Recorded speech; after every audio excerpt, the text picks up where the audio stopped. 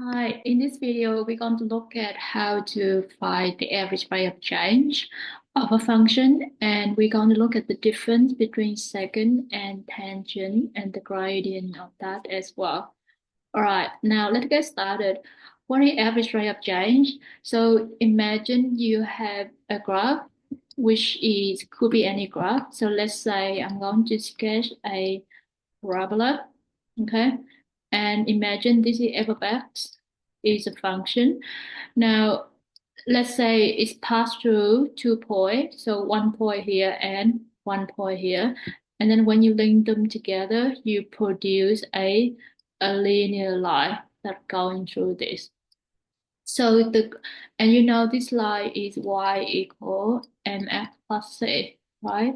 So the average rate of change passing 2 points is basically the gradient of this linear line. So average rate of change is the gradient of the line. So the gradient of 2 points. And 2 point here is the 2 point on the original function. So let's say this point is x1, y1, and this point is x2, y2. Then you can say average rate of change will be equal, that's equal y2 minus y1 over x2 minus x1. Or a better way to write it, because y2 is on the original function f of x. So y2 you can write f of x2. So you substitute x2 into the original equation, and y1 you can write that as f of x1 like that over x2 minus x1. So basically it's just the gradient passing 2 points, and you use the normal formula. Okay. Now for this question, for this example here, find the average rate of change when of the function x squared minus 2x plus 5 at x change from 1 to 5. So what that means is, think about, you have a parabola here. At x equal 1, you have a point 1 comma something, and x equal 5, 5 comma something here. So the average rate of change is they want you to find the gradient of the line, okay? So we applying the formula y2 minus y1 over x2 minus s1. But first of all, let's figure out what is the point first. So you substitute 1 in here. So when x equal 1, y will be 1 square minus 2 times 1 plus 5. 1 minus 2 is negative 1. Negative 1 plus 5 equals 4. So you know this point 1 comma 4. All right. And then you do the same thing for the other point. You do when x equals 5. So y will be 5 squared minus 2 times 5 plus 5. So 5 squared is 25. 25 minus 10 plus 5. 25 minus 10 is 15. 15. 15 plus 5 is 20. So you have this point here is 5 and 20. Okay, so the average rate of change is just the gradient passing those 2 points. So average rate equal y2 minus y1 over x2 minus x1. So 20 minus 4 over 5 minus 1. 20 minus 4 is 16. 16, 5 minus 1 is 4. 16 divided by 4 is 4. So in another word, telling you that the gradient of the line here equal 4. All right. Now we're going to introduce the concept called the tangent to the curve, and what's the difference between a secant and a tangent. So previously we talked about the you have a curve like that, and if it passing 2 points on the original equations, and you go like this. So a line, the gradient of the line here, we call that a secant. Okay, so this called a secant. But think about if you has the same curve, but this time you only touch at one point here, and then it's go like that. So this line we call that a tangent. So basically, you can see a tangent touch the curve. You can see they touch here at one point, whereas a second will pass. So we'll cross the original equation at 2 points. So the second cross alphabets at 2 points. So that's the difference in between them. So in terms of the gradient, so the gradient of the second, so the gradient m is the gradient of the second, which is basically what we said here. The gradient of the second, when it's passing 2 points, we call that average rate of change. So the gradient of the second is average rate of change. Okay.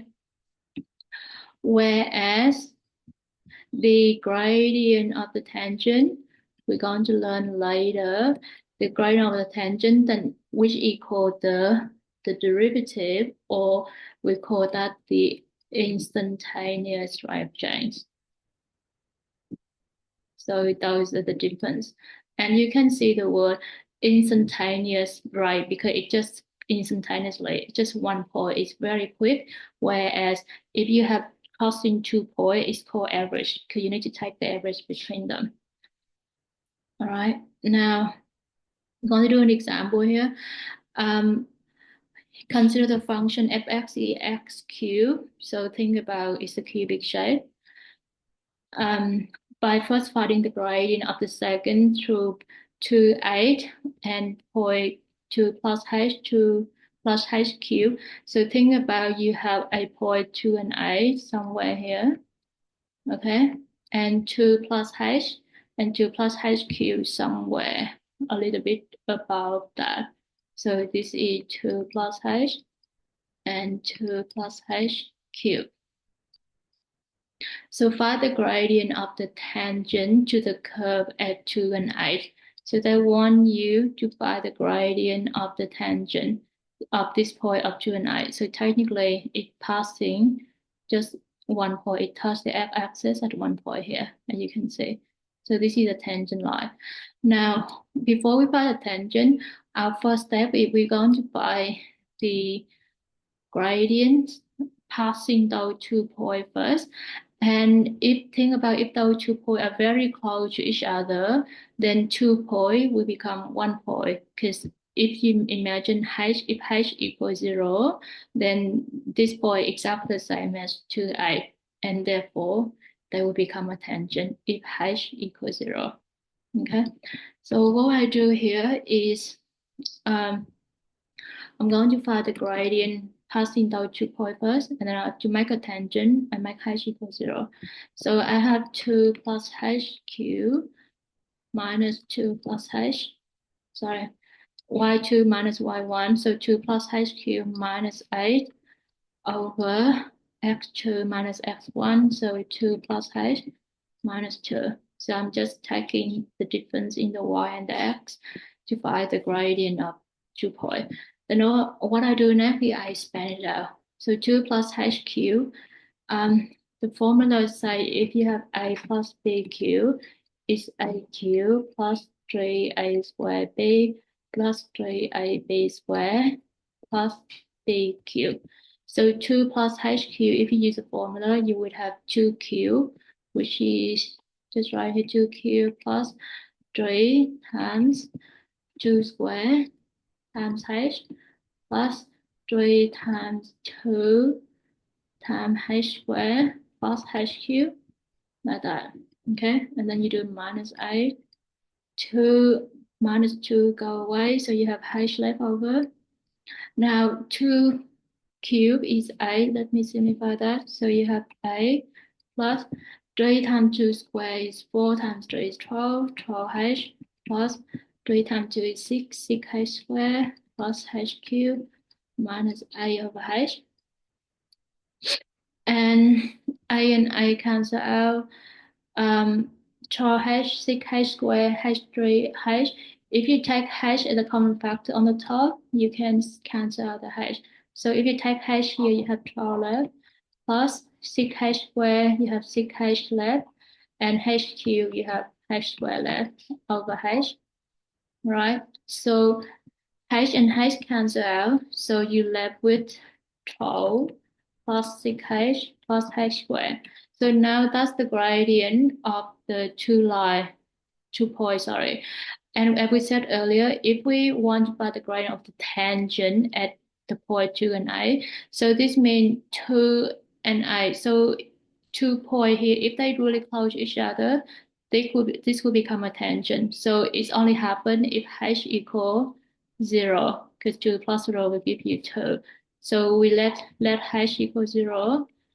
So the gradient of the tangent MT will be just 12.